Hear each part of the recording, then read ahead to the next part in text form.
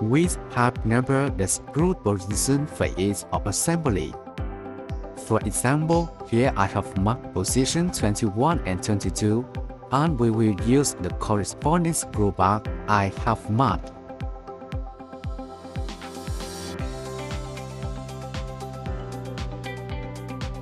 Similarly, the main frame will also be numbered. We just need to take the correctly marked screw bar and tighten them. To start the assembly process, let's lay out the parts. This is the work surface of the machine. Let's flip it over and you will see the electrical wire position. The wire has been marked by me. We need to unfasten them and print them out. I secure the wires for convenient transfer. During assembly, they need to be guided outside for connection.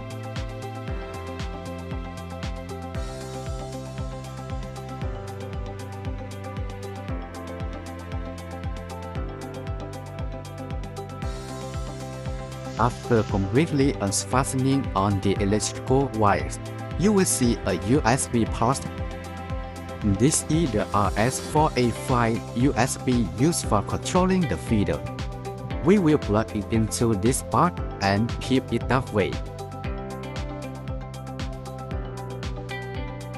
After that, we flip it back to its original position and proceed to assemble the two frame parts, the right and the left together.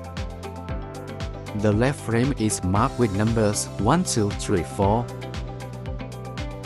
and the right frame with 5, 6, 7, 8. We will use these screw bar numbers from 1 to 8 to tighten them.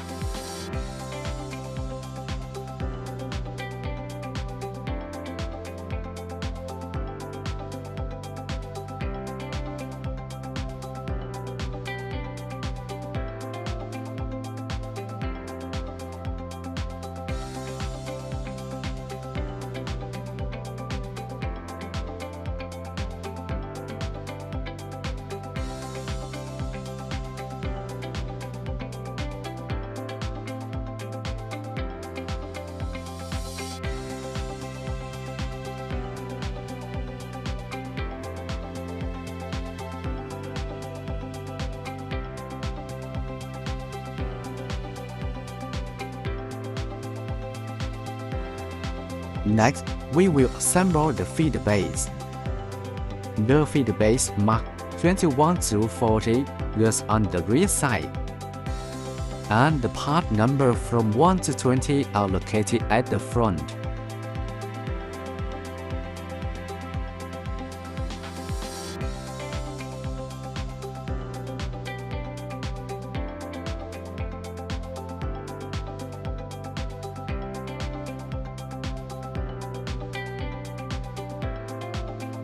We will use the screw bar number from 9 to 16 to secure the feeder base. The feeder base assembly is also simple. They have grooves. We just need to put them into their correct joint and tighten the screw.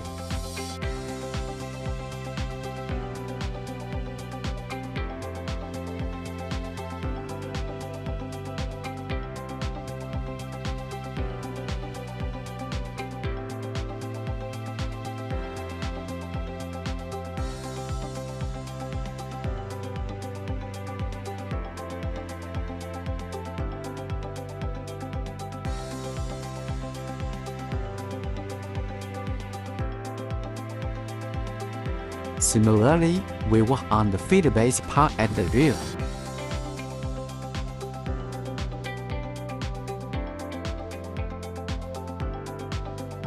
Once the feeder base assembly is complete, we flip the machine over. We will connect the electrical wires for the feeder base first.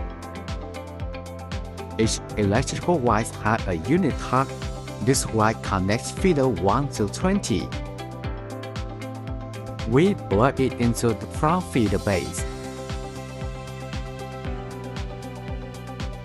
For the wire tag feeder 21 to 40, we connect it to the rear feeder base.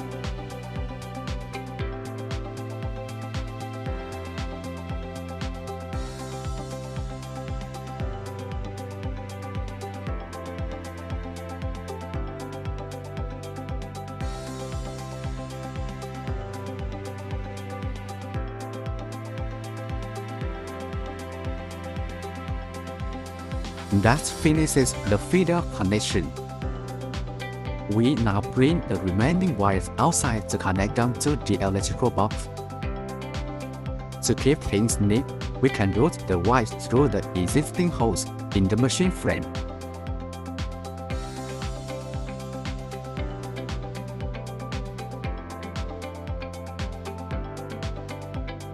Next, we will assemble the X-axis onto the Y-axis. First of all, we assemble the X and star. We disassemble them to avoid damage during transportation.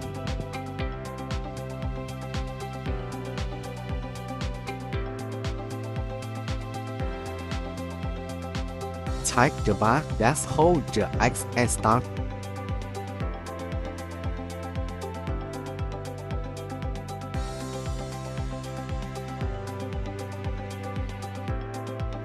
Make sure to connect them with the jack facing the right way.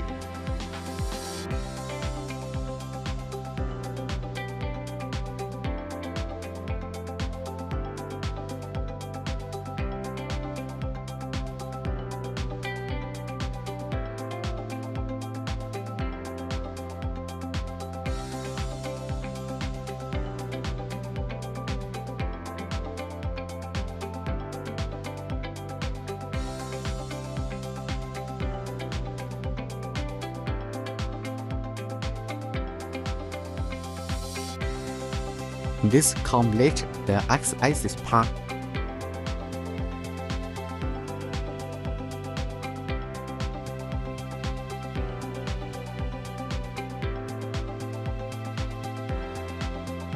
Take the screw back label M5 by 15 to secure the X-axis onto the Y-axis.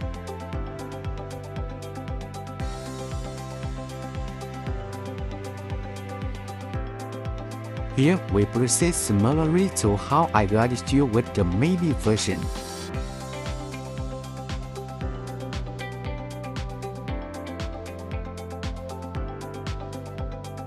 Next, we will assemble the Z-height assembly using screw in position 23 to 27. Use M4x10 screw for this position. Place the Z-height assembly onto the X-axis according to the pre-existing position. Be careful, the camera is situated beneath the Z-height assembly. Avoid letting it pump into the axis.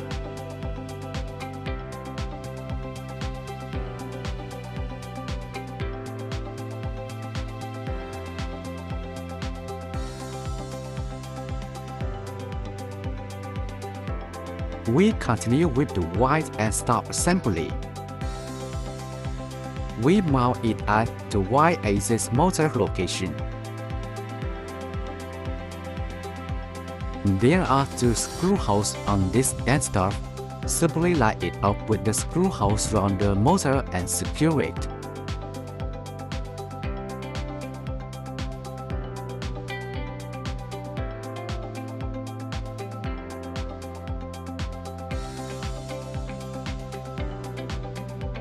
After finishing, we will manually pull the X and Y axis to check if it touches the end stop. After everything is okay, we move the assembly to the center. After completing the mechanical assembly, we will install the electrical system. Regarding the electrical system, this version is similar to the Mini V3.1 version. Each wire has its own name tag, so we just need to connect them to the correct position.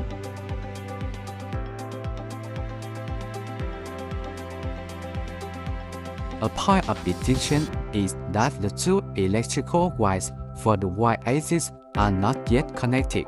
You are required to plug them in. You can see here the task for step Y, step Y1, and step Y2. On my right side is the Y1 motor, and on the left is Y2. For the Y2 motor will be longer than the Y1 wire.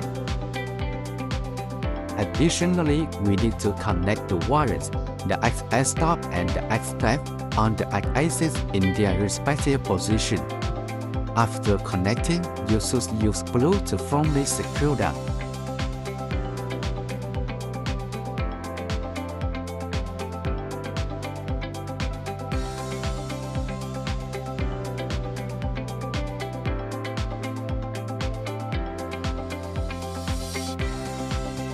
So we have finished the assembly of this machine. In the next video, we will proceed with connecting the machine to the control box and then setting up and calibrating the machine using the software.